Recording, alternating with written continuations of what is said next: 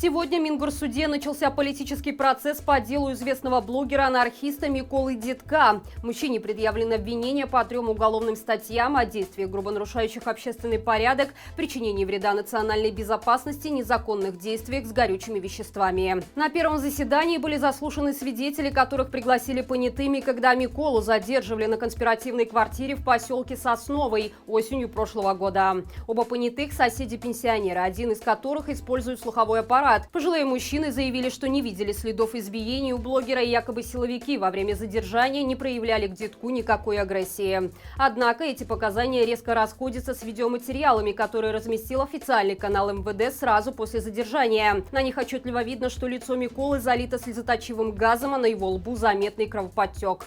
Примечательно, что память свидетелей оказалась весьма избирательной. Повреждения они не запомнили, зато в подробностях смогли перечислить все, что нашли у задержанного.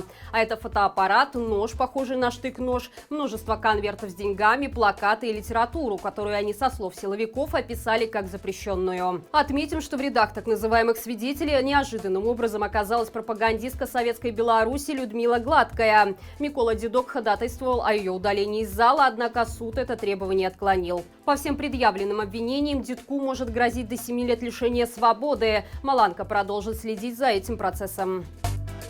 В ответ на новый пакет европейских санкций Лукашенко решил показать Западу зубы. Впрочем, получилось, как обычно, в духе «отморожу уши назло маме». Нелегитимный решил отказаться от участия в европейском проекте «Восточное партнерство», который, помимо всего прочего, позволил гражданам Беларуси с 2019 года получать дешевые шенгенские визы. Ранее их стоимость составляла 60 евро, а после договора с ЕС – 35.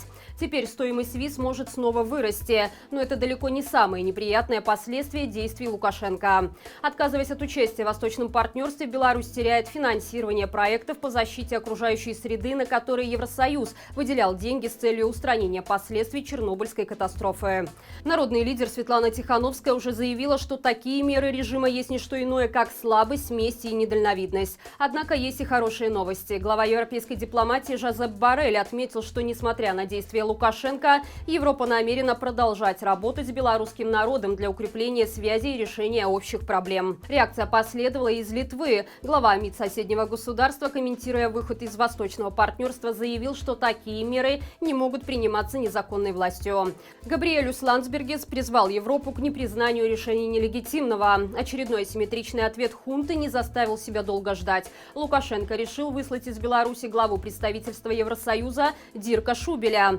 На очереди и другие послы, которые выступили против пыток и беззакония в нашей стране. Такое чувство, что за железным занавесом скоро останется только сам самодержец и парочка его верных красавцев. Всех нормальных людей он методично принуждает покинуть страну. Вот только вряд ли он в одиночку сможет обеспечить себе тот роскошный уровень жизни, к которому привык за последние 27 лет. В последнее время работники белорусских предприятий все чаще жалуются на невыносимые условия труда в жару. В некоторых случаях доходит даже до летального исхода. Так, вчера стало известно о том, что на заводе «Атлант», которым так сильно гордится нелегитимный, умер рабочий.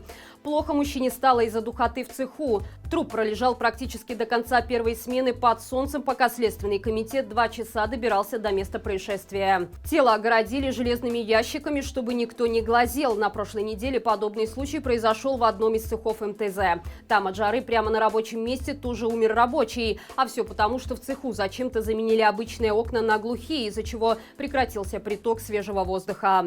После случившегося установленные окна демонтировали. Важно отметить, что Трудовой кодекс Беларуси позволяет работникам отказаться от выполнения своих обязанностей, если температура воздуха в рабочем помещении превысила плюс 33. Но не каждое руководство действует по закону, как, к примеру, на Молодеченской мебельной фабрике, где сотрудникам приходится работать и вовсе при температуре 40 градусов. Чтобы улучшить условия труда, нужны деньги, а их, видимо, на предприятии нет. Недавно пришлось даже отменить традиционные 13-е зарплаты.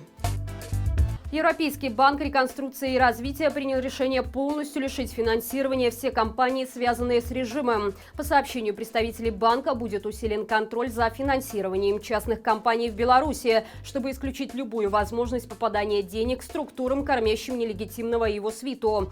При этом Европейский банк намерен продолжать оказывать поддержку малым и средним предприятиям, которые не имеют отношения к незаконным действиям Лукашенко. Отметим, что еще в 2019 году банк выделил Минску почти $500 000. Это была рекордная сумма. Однако после событий августа 2020-го акционеры банка заявили о своей обеспокоенности политической и экономической ситуации в стране и приостановили финансирование проектов в госсекторе. Это значит, что до финальной стадии реализации будут доведены только те проекты, которые уже были подписаны. Например, реконструкция дорожной инфраструктуры. Что ж, диктатору вновь крупно повезло. Он сможет кататься на своих майбахах по новым дорогам, построенным за европейские деньги. Надолго ли?